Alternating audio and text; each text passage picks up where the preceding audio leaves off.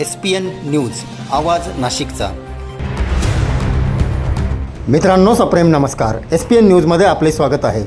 TCS corporate जिहाद प्रकरणी निदा खानला वास्तव्यास मदत करणाऱ्या एका नगरसेवकाला करण्यात आले आरोपी।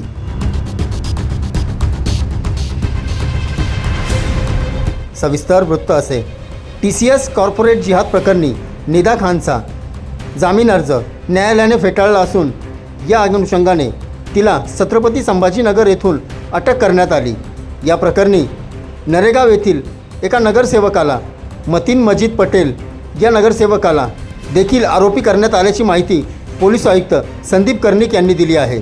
शहर देवळाली कॅम्प पोलीस स्टेशन गुन्हा रजिस्टर 156/26 या केसमध्ये आरोपी निदा खान यांचा जामीन माननीय न्यायालयाने फेटाळलेला होता।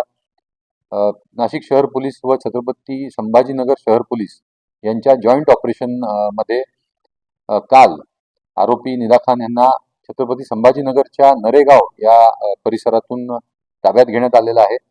तसेच नरेगाव परिसरातील स्थानिक नगरसेवक मतीन मजीद पटेल यांनी त्यांना आश्रय दिल्याचे निष्पन्न झालेलं आहे व त्यांना या गुन्ह्यामध्ये आरोपी करण्यात आलेला आहे। मी छत्रपती संभाजीनगर यांचे पोलीस आयुक्त प्रवीणजी पवार त्यांनी दिलेल्या सहकार्याबद्दल त्यांचे आभार मानतो। SPN न्यूजसाठी SPN न्यूज ब्युरो नाशिक।